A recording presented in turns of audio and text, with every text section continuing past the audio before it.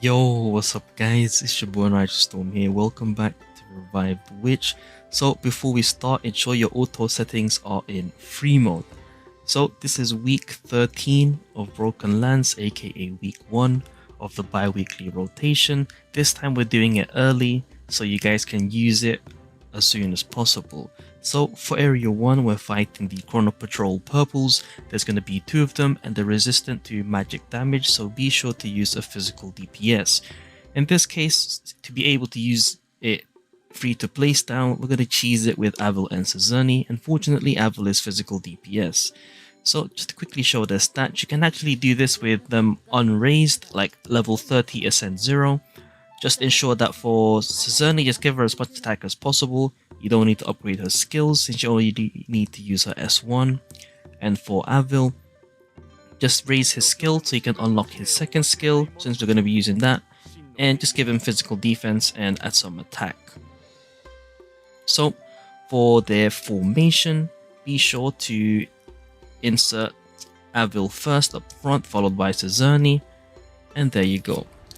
So set S1 to Sazerni and S2 to Avil, and then once Arcana Burst starts, ensure you change the set S2 to Avil as well, just so that the enemy stays crowd controlled and that they won't be able to hit us, as Avil's stun is timed enough so that the attacks from the Chrono Patrol purple guys will not hit us. So this might take a little while because my DPS is a bit low and they do have a regenerative ability once their health reaches low enough. But overall, it should be pretty easy, it's a quick breeze. But yeah, this is pretty much simple. You can use like one solo character to DPS this as long as they're physical damage to finish it ASAP. But yeah, this is pretty much it for area 1. So yeah, these two as a combo, they're pretty nice. The combat time was a bit slow, but it's decent enough and we cleared area 1. So moving on to area 2, the enemy info is pretty much the same guys, but this time we're up against Chrono Patrol Yellow. And these guys are the opposite to the purple one. They are actually resistant to physical damage this time, so you want to use a magical DPS. So for this formation, we're going to be using a magic AoE DPS, so anyone can work, followed by Sinesha, and last but not least, we have a single target, 1 order skill cost S1, just to increase Sinesha's charge skill. So if we take a look at their stats, our main DPS, you can raise them up as much as you can, and if they're your tankiest character, they're going to be put up front. So in our case, you can be using Acheronte. Just give her as much attack as possible, passive level 1 is fine. Next up we have Sinesha. You can raise her more if you want, but Ascent 3 does enough. Passive level 1 is also recommended, and she's better now considering she has her unique equipment.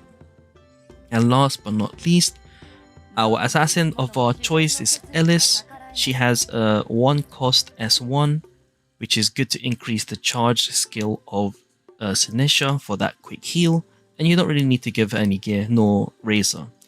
Now there's going to be a high chance that Ellis is going to be defeated, right at the start, but that is okay, as the front 2, the main DPS Mage and Sinesha will survive. Without further ado, let's get right into it. So we'll start off by using Ellis S1 and Acheronte S2, and then after she gets defeated, you switch to Sinesha S1 and Acheronte S2.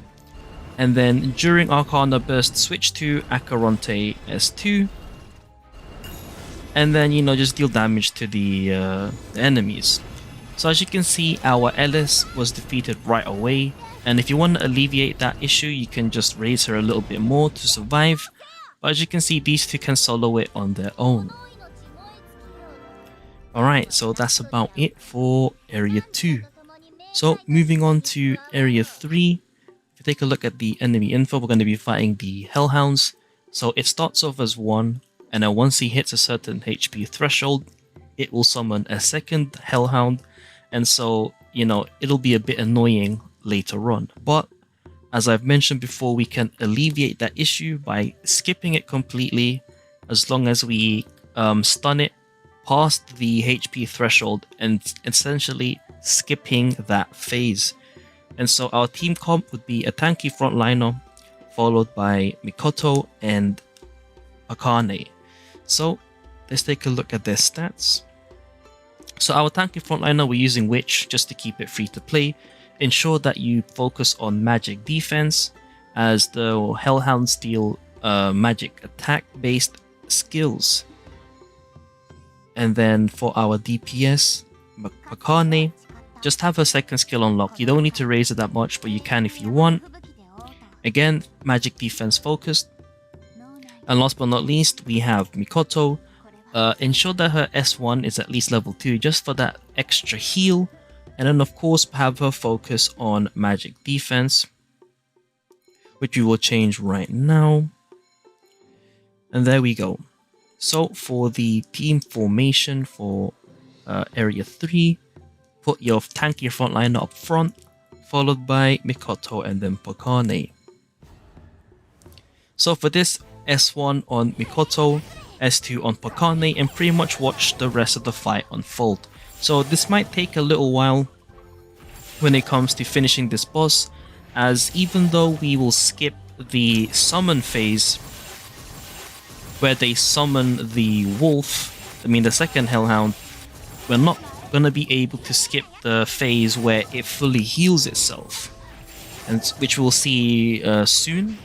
There you go. So it pretty much fully healed itself. However, since we pretty much skipped the phase where it summons a second Hellhound, it's not gonna summon it again. It won't be able to, as you know, we've passed the threshold again if it was able to summon it on the second phase. And then after that, we pretty much just watch the rest of the fight and see the Hellhounds be defeated easily. Just one more attack, and there you go. So as you can see, area 3 is pretty simple. As long as you know the mechanics of the enemy, you can just pretty much formalize, create your team, and that's about it. So if you've been following my video up until this point, then area 4 should be the easiest one for you to do, as we've used only free-to-play characters. And so if you pulled many UR characters, you can pretty much create your own teams. For example, I can do something like this, or something like this, but don't worry, I've set up a free-to-play team as well for area 4, which is Yui up front, followed by Flora, and then followed by Dorin. So as I mentioned before, if you don't have Dorin, you can easily replace her with, I think, Tama. She's a more defensive option, which is pretty good when it comes to surviving, and so you'll be able to finish area 4 that way. So if we take a look at their builds, so this is Flora. Passive level 1 is fine, and then just give her as much attack as you can. This is our Yui, so I've made her passive level 2 recently, and so she'll be fine even with passive level 1.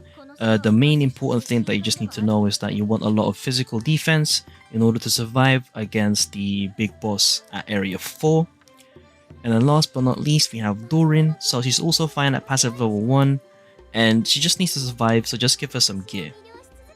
So if you take a look at the formation for Broken Lands, then we need to put Yui up front, followed by Flora and then Dorin. So what you need to do here is you want to put S1 on Flora and then S2 on Dorin. Now I know you want to transform your view right away, but this is to ensure that we get the charge skill by Flora, and then during Arcana Burst, that's when you want to transform with Yui, and then you can switch to S1 afterwards, and then as you can see, we're able to complete the area. So as you can see, it got pretty close there when it comes to Yui surviving, so you want to make her pretty tanky or just give her more HP. And there you have it, guys. So if you've noticed, we used the same composition as we did on week 11, and that's mainly because it's pretty much as free to play as it can get for now. If you guys want me to change it up, let me know down in the comments below. In any case, hopefully you found this useful. It's been your boy Nitrostorm. I'll see you guys in the next stream or video. Peace.